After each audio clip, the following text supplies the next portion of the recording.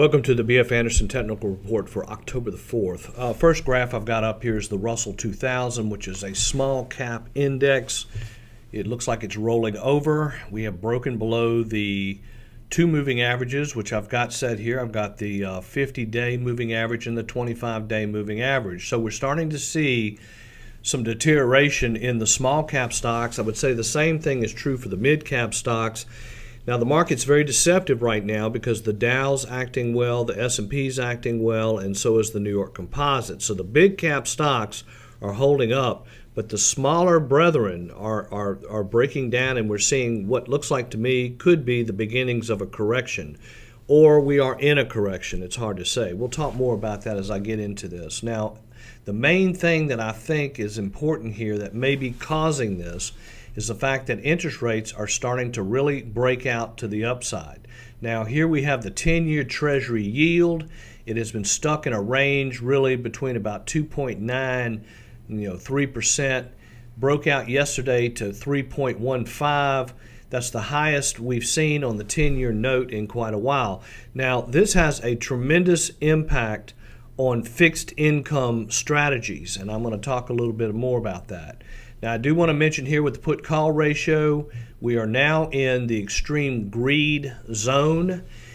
I think what's best to do right now, and what I'm doing, is I'm raising a little cash in here. I've pretty much stopped all buying. I would kind of lay low here. Now, what I mean is become somewhat defensive in your thinking right now.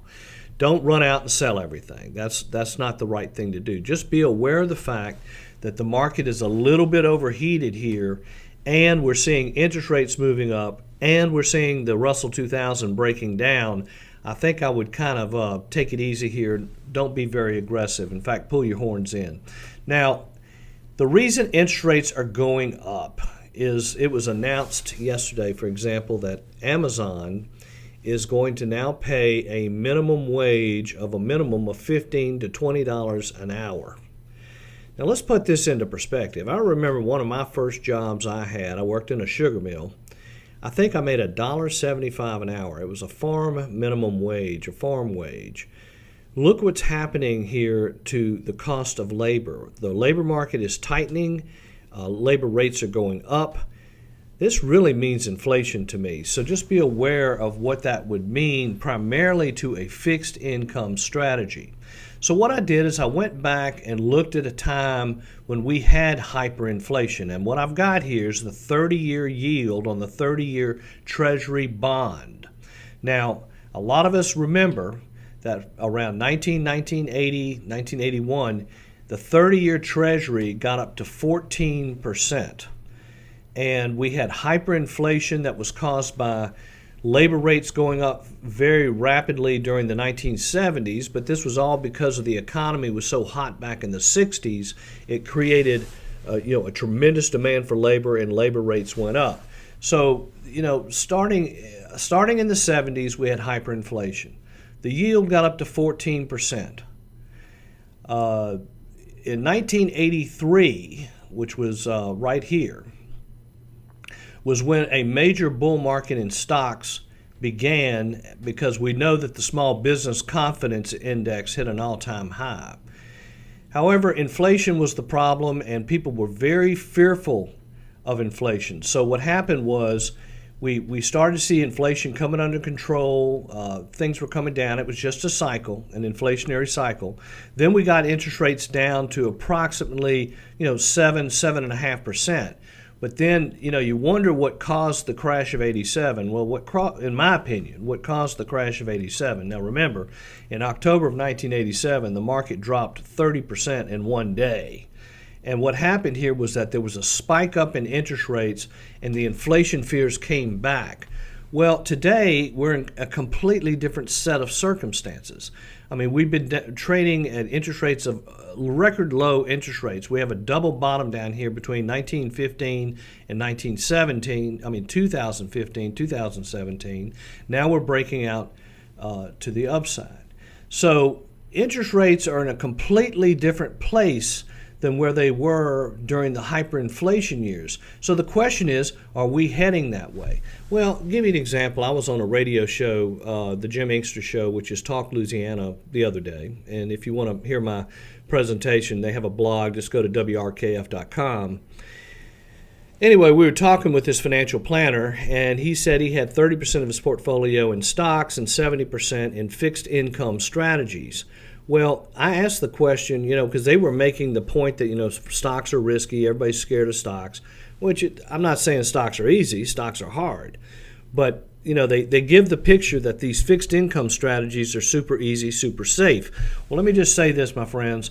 If interest rates go substantially higher, and if you look at where we are and where we could go, it is not out of the question that the 10-year Treasury could get up to 4.5%. Well, realize 4.5% doesn't sound like a lot, but that's a 50% move up in interest rates, and that will cause fixed income strategies to deteriorate by some equal amount. So to me, one of the riskiest places you could be right now would be fixed income strategies where you're investing in corporate bonds or preferred stocks or things that are all about fixed income, because once interest rates start to climb, and especially if inflation starts to kick in, those fixed income strategies are going to be a problem. Now, I wanted to also go back to the same period here and make a real simple point. If you go back for the last 100 years, you find out that you have difficult markets, then you have easy markets. And so if you go back to the 1970s, early 80s, we had a difficult period of 27 quarters.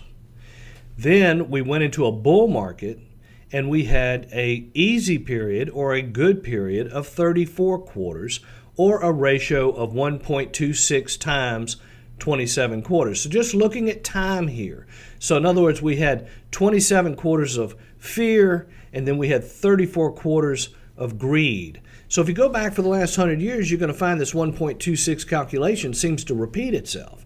Not saying it's going to be that way in the future, but it does seem something to at least be aware of.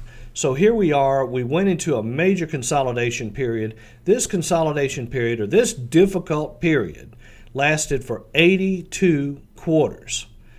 So we had two bear markets. We had the dot-com bust here. We had the financial crisis here.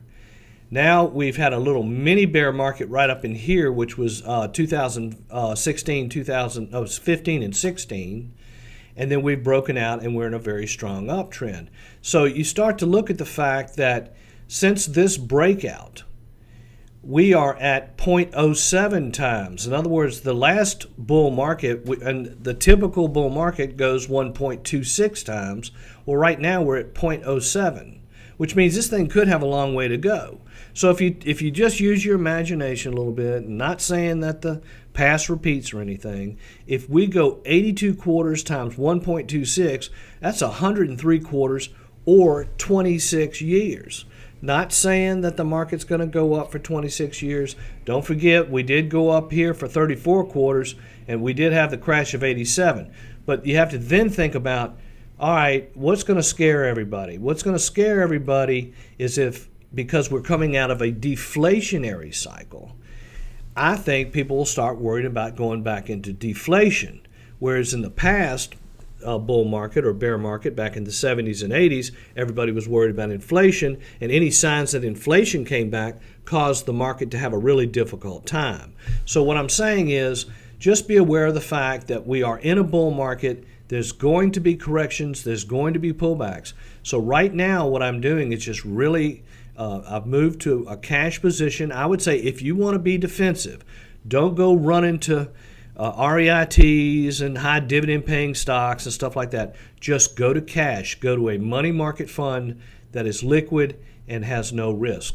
Now, the top five, we're still seeing Advanced Micro Devices. As you can see with most technology stocks, we've gotten a pullback. Also, that kind of ties into the small cap index. One stock that is holding up incredibly well is Lululemon, which is athletic clothing. Stock is holding well above the moving averages, still in a very strong uptrend. Here we have Roku. Roku is the company that's revolutionizing the television industry. The stock continues to be in an uptrend, did have a pullback, but is holding very nicely above the moving averages. Here's Square, which is a stock we own. We also own Lululemon, by the way. Square is in a strong uptrend. The stock has recently made an all-time new high and broke above $100 a share, continues to be in an uptrend above the moving averages. This is Wayfair, which is like an Amazon, but they specialize in a niche market, was mainly just for things for the home, primarily home renovation. So you can see here that it continues in an uptrend, has pulled back below the 25-day moving average.